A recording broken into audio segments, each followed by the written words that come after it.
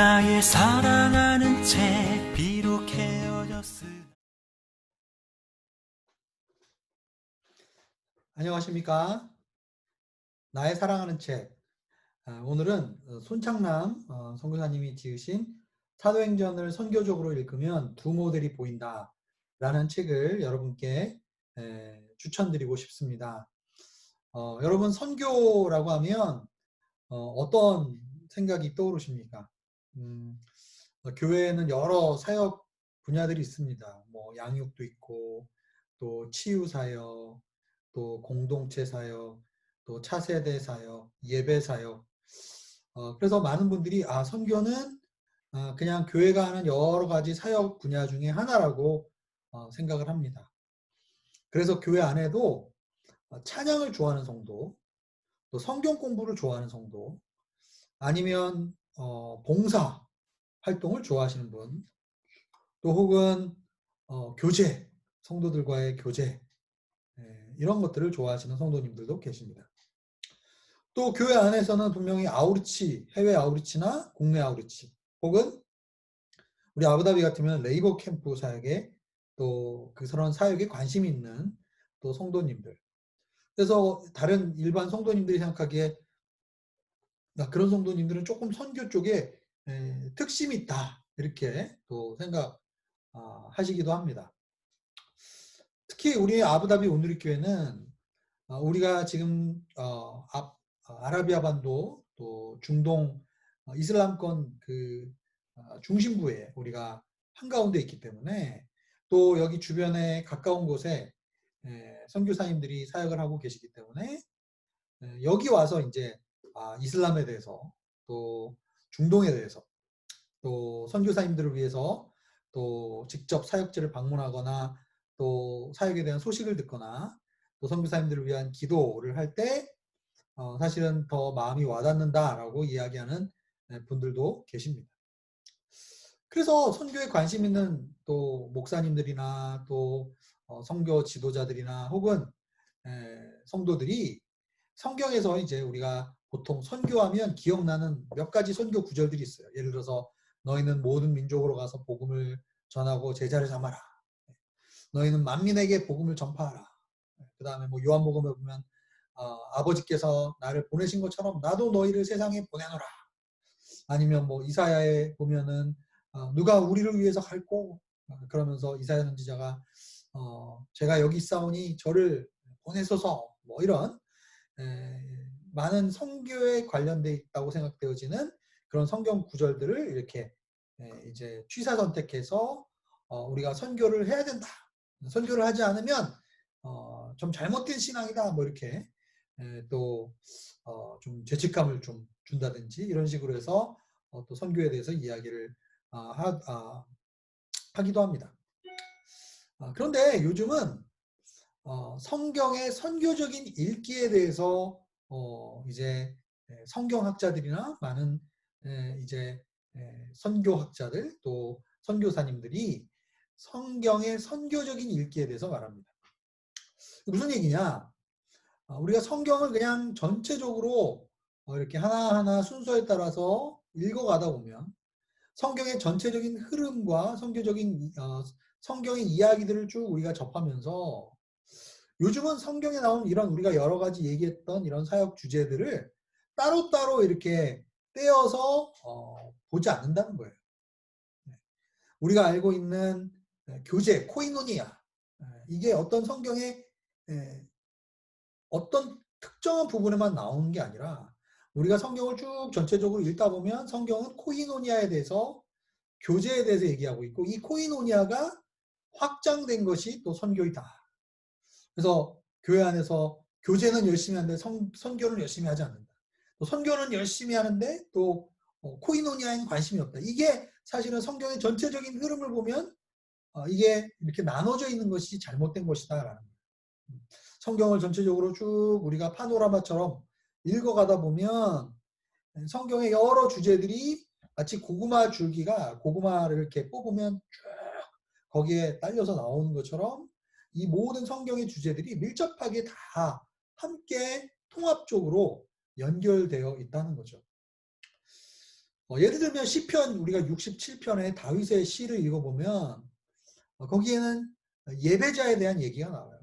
그래서 우리가 생각할 때 찬양을 좋아하시는 성도님들, 또 예배할 때 음악하시는 목사님들, 뭐 우리 교회 같으면 예전에 이일표 목사님 같은 분들, 또 요즘에 우리 장재용 목사님이나 이종주 목사님 같은 찬양 사역하시는 분들이 읽어야 되는 시편 이렇게 생각을 합니다. 그러나 사실 시편 67편을 읽어보면 거기에는 온 땅을 다스리시고 민족들 가운데 영광을 받기를 원하시는 그 주님, 그리고 그 주님을 예배하고 주님을 찬양하는 그러한 마음 가운데 분명히 하나님의 열방을 그대한 마음을 함께 가지게 된다는 것이죠. 그래서 우리가 생각할 때 예배와 선교는 분리가 돼서는 안 된다라는 거예요.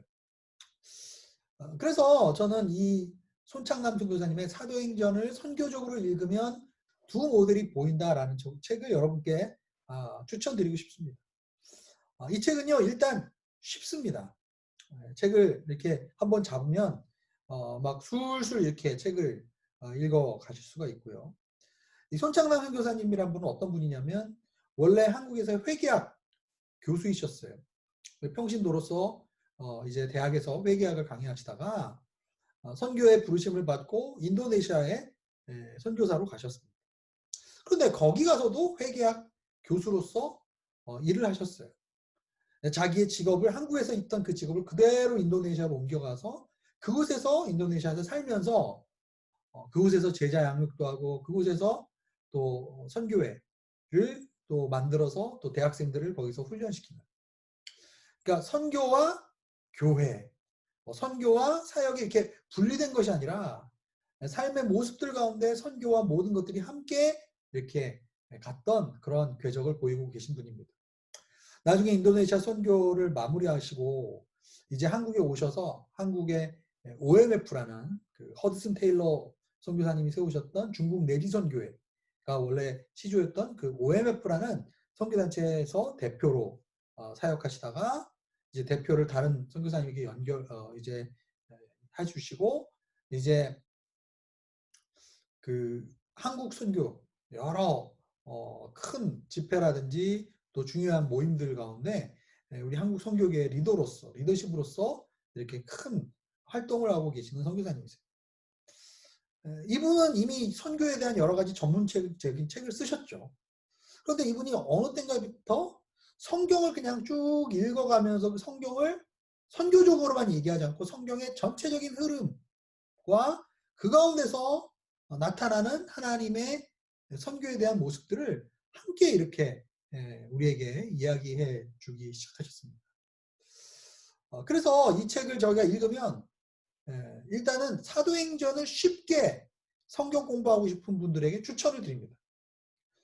그냥 무조건 선교적으로 끼워 맞추기 위해서 쓴 책이 아니라 사도행전의 전체적인 흐름을 이 책을 읽어보면 그래, 이 책이 읽어본 다음에 사도행전을 읽으면 사도행전을 굉장히 마치 눈으로 보는 것처럼 굉장히 잘 사도행전을 설명해 주고 계십니다. 그런데 또한 그 가운데서 하나님의 말씀이 또 열방 가운데 나타나는 그러한 선교적인 그러한 내용들도 물론 당연히 그 안에 들어가 있죠. 그래서 어떻게 보면 선교 현장에서 사역하셨던 선교사님이 성경학자로서 성경을 또한 공부하시면서 이 성경의 전체적인 흐름 속에서 나타나는 그 하나님의 선교의 역사, 그리고 본인이 선교 현장에서 겪었던 그런 여러 가지 경험들, 이런 것들을 재미있게 넣어서 우리에게 사도행전이라는 책을 아주 프레시하게 신선한 시각으로 우리에게 말씀해주고 있는 아주 좋은 책이라고 저는 생각합니다. 몇 가지 책의 내용에 대해서 제가 좀 예를 들어 드려볼까요? 제가 정말 재미있게 읽었던 그런 부분들에 대해서 여러분께 좀 더 소개를 드리고 싶습니다. 책 초반부에 보면은 사도행전 이 초대교회가 생겨났던 당시의 상황들, 그리고 초대교회 안에 있었던 다양한 구성원들을 우리에게 이야기해 주고 있습니다. 뭐 헬라파 유대인들, 또 히브리파 유대인들, 또 그리고 그 가운데 있는 또 하나님을 경외했던, 즉 유대교에 관심 있던 이방인들, 혹은 유대교로 개종했던 이방인들, 그리고 전혀 복음을 듣지 못했던 이방인들, 이런 다양한 구성원들이 예루살렘 초대교회에 함께 공존하고 있었다는 거죠. 이건 굉장히 성경학자들도 우리에게 이야기해주는 부분입니다. 그런데 우리가 이 초대교회 안에 있던 다양한 이 민족들 가운데, 다양한 배경 가운데 있던 사람들의 일들이 어떻게 초대교회 형성에 있어서 영향을 끼쳤는지에 대해서 우리가 성경의 이렇게 흐름을 쫓아가다 보면, 아, 그렇구나. 복음이 이렇게 다양한 구성 집단에게 어떻게 역사하고 어떻게 교회가 그 가운데서 형성되어졌고, 그리고 어떻게 이러한 사람들에게 복음이 영향을 미쳤는가, 이것을 우리가 공부하기 시작하면 이제 선교에 대한 눈이 또 동시에 열리게 되는 그러한 것들을 우리가 경험하게 되는 거죠. 또 사도행전 8장과 11장에 이제 스데반의 순교 사건 이후로 이제 성도들이 예루살렘에서 핍박을 받아서 다양한 로마 제국의 도시들로 흩어지고, 그리고 다양한 배경의 성도들이 이제 예수님을 믿었던 그 감동과 헌신과 또 그들의 지상 명령에 대한 헌신과 순종으로 말미암아 가던 곳곳마다 예배를 심고 주님의 복음이 증거되고, 이러한 풀뿌리 선교의 모델에 대해서 손창남 선교사님이 설명하고 계세요.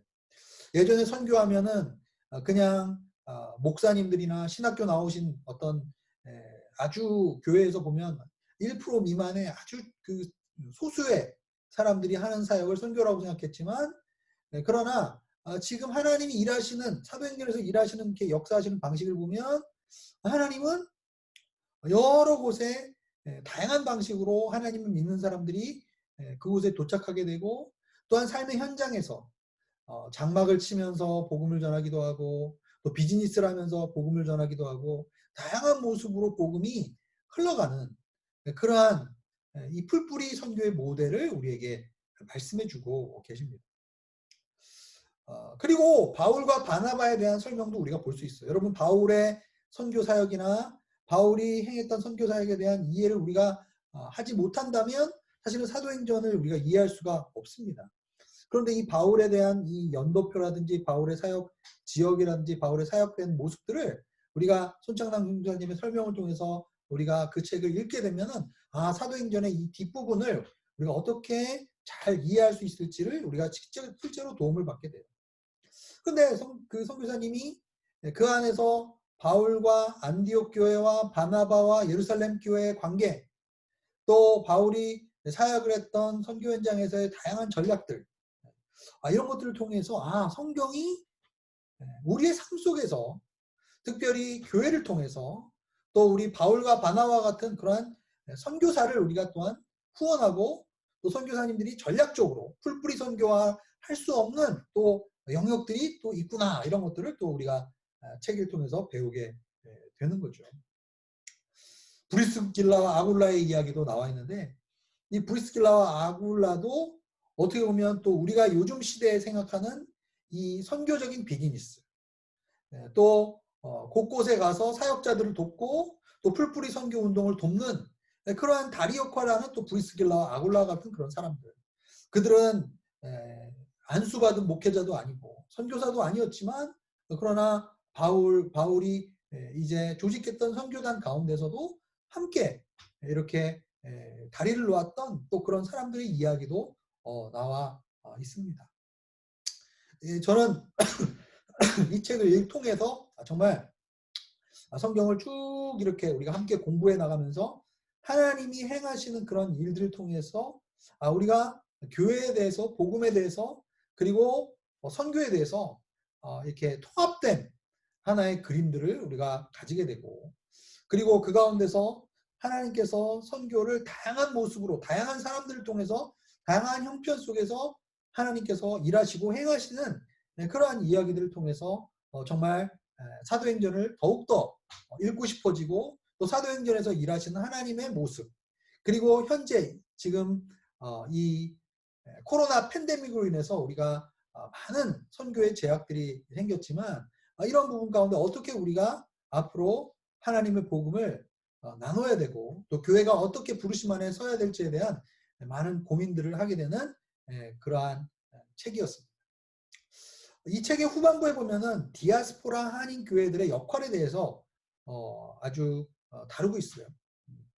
이 사도행전 8장과 11장에 나오는 어떻게 보면 이 핍박 속에서 전 로마 제국에 흩어졌던 이 풀뿌리 선교사들, 무명의 선교사들이 사실은 지금 디아스포라 한인교회에서 신앙생활을 있는 우리의 모습과도 자연스럽게 연결이 되고 있습니다. 그래서 사실은 우리 아부다비 온누리교회 같이 디아스포라 한인교회로서 이곳에서 2년, 3년, 4년 신앙생활 하시면서 어떻게 보면 이러한 책들을 읽어 나가면서 우리가 성경에 대한 이해도 더 확장시키고 그리고 하나님이 이 세상 가운데 일하시는 그 하나님의 선교적 관점을 우리가 더욱더 넓힐 수 있는 그런 좋은 책이라고 생각합니다.